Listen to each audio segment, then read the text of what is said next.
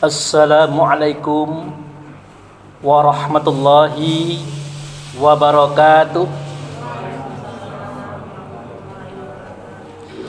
Alhamdulillah wa syukurillah lillahi ta'ala la rahmat ilahi alaina aina fi hazal laili hadarna fi hazal musalla insyaallah rahmatullahu alaina wa ala nabil karim Muhammad sallallahu alaihi wasallam hayya sallimu alaihi Allahumma shalli ala sayyidina Muhammad wa ala ali sayyidina Muhammad. Amma ba'du.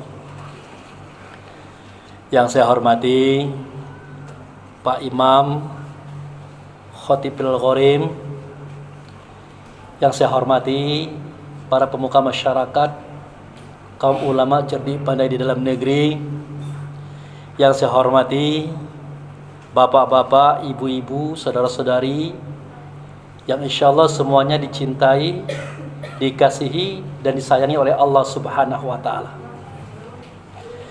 Kita banyak bersyukur kepada Allah, dengan anugerahnya kita diberi kesehatan dan kekuatan, sehingga dengan itu kita dapat hadir dan datang di mushola yang kita cintai ini. Tak lain dan tak bukan tujuan kita adalah untuk mengabdikan diri kepada Allah dengan cara melaksanakan ibadah-ibadah yang ada pada malam hari ini. Kemudian kehadapan ikutan kita Nabi Muhammad Rasulullah sallallahu alaihi wasallam, kita menyatakan sholawat. Allahumma sholli ala sayyidina Muhammad wa ala ali sayyidina Muhammad. Amma ba'du. Jamaah yang saya hormati, kita tidak henti-hentinya bersyukur kepada Allah karena pada hari ini Allah masih memperkenankan kita untuk hidup, untuk bertemu dengan bulan Ramadan tahun 2023 atau tahun 1144 Hijriah. Jadi tadinya kita cemas-cemas, Pak, takut tidak dipertemukan dengan bulan ini. Kenapa sedemikian? Karena di dalam bulan ini terdapat fadilah-fadilah yang sangat luar biasa. Seperti yang dikatakan oleh Nabi, 10 hari pertama itu Allah memberikan kasih sayangnya kepada kita.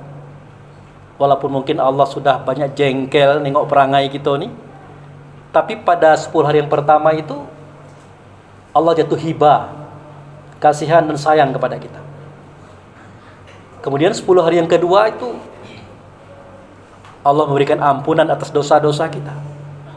Nah, dosa besar, dosa kecil, sengaja tidak sengaja, tapi kalau besarnya harus bertobat. Nah, yang lebih istimewa lagi adalah 10 hari yang ketiga, yaitu hari ke-21 atau 29, 21 atau 30. Di situ Allah menyatakan ungkapan itqu minan nar, aku bebaskan kamu dari azab neraka. Jadi mati saja belum, masuk neraka saja belum, Allah sudah terdahulu mengatakan kata itu.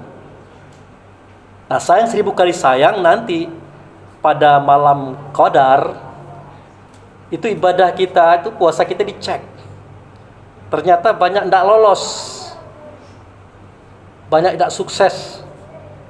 Tetapi lagi-lagi Allah menunjukkan kasih sayangnya dengan adanya Dia minta kepada kita membayar zakat fitrah 35.000 atau 40, beras 10 canting.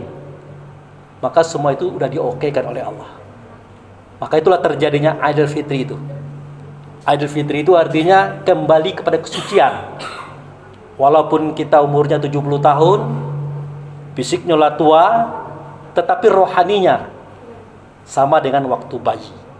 Nah, ini yang kita harapkan, yang kita inginkan, dan alhamdulillah hari ini Allah berikan kesempatan kita untuk menikmati kembali momen-momen indah itu. Baik Bapak Ibu saya hormati, malam hari ini sedang menyampaikan tentang Syahrul Ramadan dengan as-saum. Jadi kalau Syahrul Ramadan itu artinya bulan Ramadan. Ramadan itu asal katanya romat, panas, membakar. Jadi pada bulan hari ini kita diperintah oleh Allah untuk berpuasa. Itu bagi bapak-bapak, ibu-ibu yang rajin berpuasa sunnah, pasti merasakan perbedaannya puasa di bulan Ramadan. Kalau saya, bapak ibu saya hormati, saya ini kan badannya subur, tidak bisa makan banyak dikit. Kalau sudah kebanyakan sedikit saja udah gemuk. Kenapa? Ya karena kita banyak sahabat, banyak saudara, banyak teman, banyak acara. Obatnya adalah puasa. Minimal 3 hari, 7 hari, bahkan 10 hari. Puasa sunnah. Sunnah apa? Sunnah kesehatan. Intinya kita menjaga kesehatan. Tidak capek. Tetapi hari ini puasa 1 hari di bulan Ramadan beda. Mulai dari aura kita, rasa kita, getaran hati dan jantung kita itu beda. Capeknya bukan main. Nah, di sini terbukti bahwa benar Ramadan itu adalah hari atau bulan di mana Allah membakar dosa-dosa kita.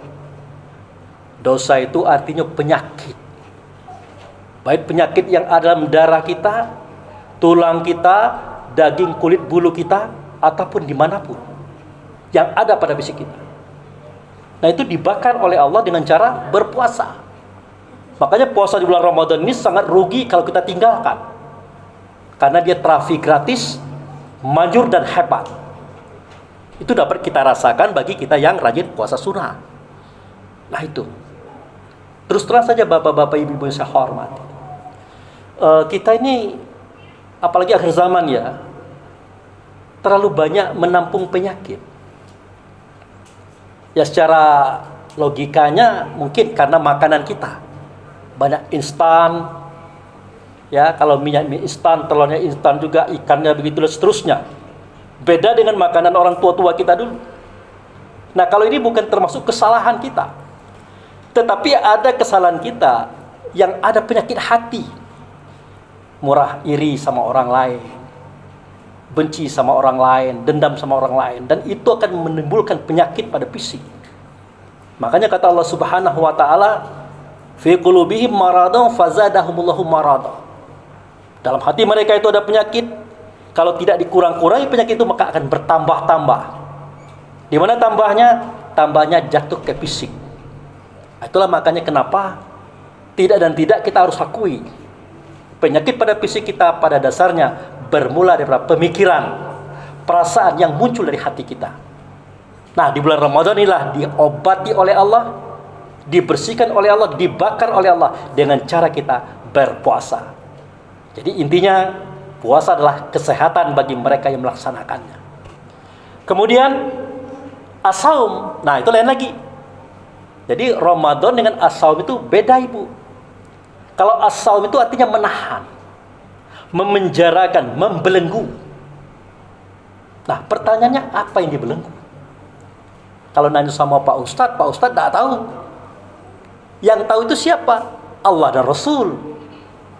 Makanya Rasul menyatakan dalam sebuah hadis, "Iza ja'a Ramadan wa futihat abwabul jannah wa ghuliqat abwabun nar wa subiratis sayatin." Kalau datang bulan Ramadan, dibuka semua pintu surga, ditutup semua pintu neraka, dan dibelenggu setan. Sayang 1000 kali sayang, kita mengatakan setan itu dibelenggu oleh Allah. Tanpa kita renungkan lagi, ternyata di bulan Ramadan itu maksiatnya menjadi-jadi, kemungkarannya menjadi-jadi, apalagi di hari raya. Pertanyaannya, itu setan yang mana pula? Nah, dari sini kita dapat menangkap ternyata setan itu yang membelenggunya adalah kita sendiri. Makanya kalimahnya berbunyi, ya ayyuhallazina amanu kutiba alaikumusiyam. Hai orang beriman, telah sampai kepada kamu suatu kewajiban untuk kamu as-saum, menahan, memenjarakan, membelenggu. Nah, itu dia. Membelenggu apa? Membelenggu syaitan. Tetapi sayang 1000 kali sayang, kita mengartikan setan itu gaib, tidak tampak, tidak terdengar, tidak terasa. Padahal Allah dan Rasul mengatakan, Bahkan kita mengatakan setan itu tidak gaib. Coba perhatikan waktu kita Kamis malam Jumat, kita yasinan, kita juga yang membacanya, menyebutkannya.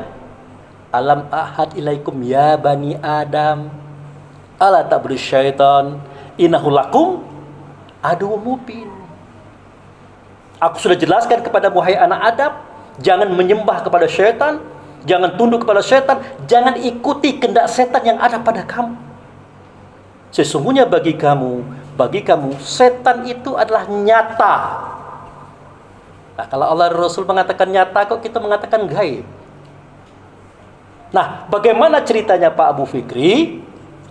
Nah, jangan dulu kita cerita setan, jangan dulu kita cerita iblis, cerita jin dulu.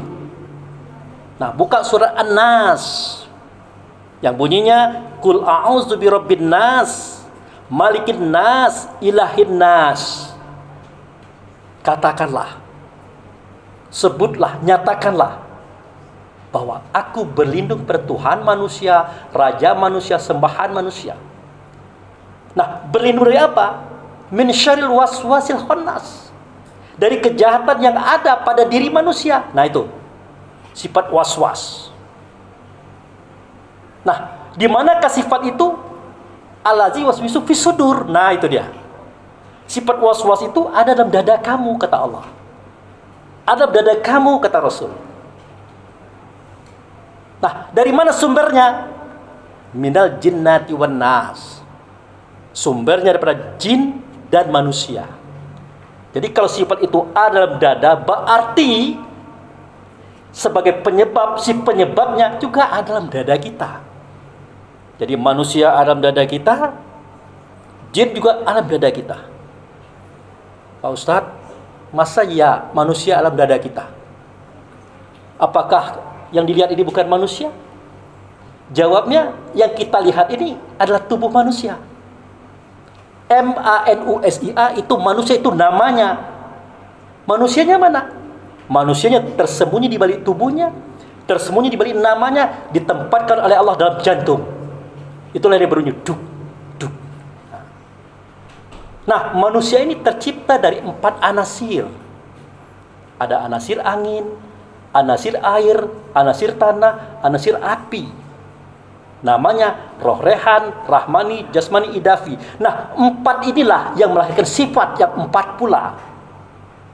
Apa sifatnya? Pertama, pantang kelintasan. Tidak bisa lihat orang hebat dikit, orang kaya dikit, orang berhasil dikit, dia mulai iri, dia mulai dengki, dia mulai benci.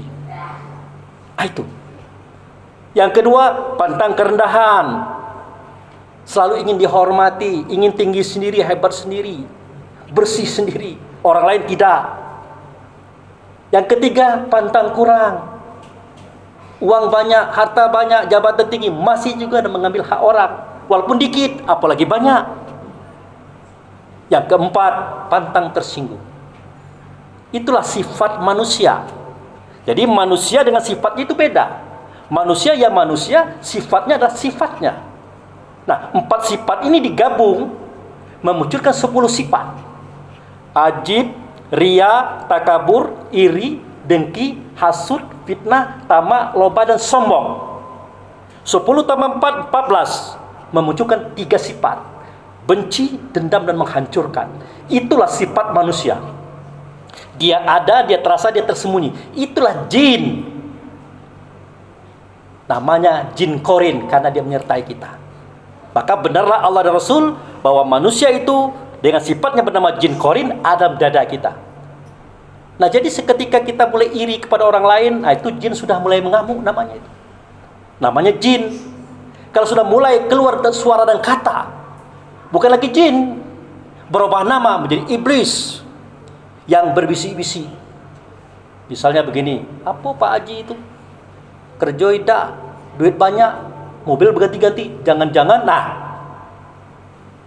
jangan-jangan mulai dia bersangka-sangka. Nah, itu bukan jin lagi, berubah menjadi iblis, berbisik-bisik.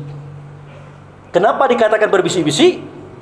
Karena dia tidak mengatakan kata itu kepada Pak Haji, tapi di belakang Pak Haji itu berbisik-bisik namun. Nah, dalam hal ini namun kita berubah dari jin menjadi iblis. Nah, seketika kita mulai hendak mengeksekusi, merusak, menghancurkan Pak Haji, baik moral ataupun materialnya, kita lakukan. Itulah setan. Ternyata setan itu adalah diri kita sendiri. Kapan? Seketika kita melaksanakan keburukan-keburukan yang nyata dalam dada kita masing-masing.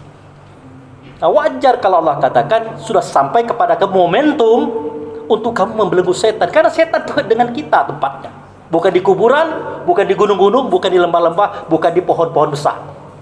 Nah, itulah kira-kira ibu-ibu, bapak-bapak saya hormati, hari ini kita diperintah oleh Allah untuk membelenggu setan kita, iblis kita, jin kita. Ingat, jangan kita lupa Allah perintahkan kita tidak makan, tidak minum, tidak bertemu suami istri di siang hari. Nah, itu baru tanda puasa. Itu baru tandanya itu. Nah, tandanya baik dilanggar, batal puasa. Apalagi kalau puasa itu sendiri kita langgar, gawat. Artinya, misal besok pagi ibu-ibu belanja, beli sayur, mulai ngupe-ngupe kawan. Nah, itu dia. Berarti ibu sudah mulai membebaskan jinnya, membebaskan iblisnya, membebaskan setannya. Tidak jadi membelenggunya. Artinya tidak jadi puasa. Itulah sebabnya kenapa betapa banyak orang berpuasa tidak dia dapat kecuali lapar dan haus saja. Demikian Bapak Ibu saya hormati yang bisa saya sampaikan. Semoga dapat dipahami. Lebih dan kurang saya mohon maaf. Wabillahi taufiq wal hidayah. Assalamualaikum warahmatullahi wabarakatuh.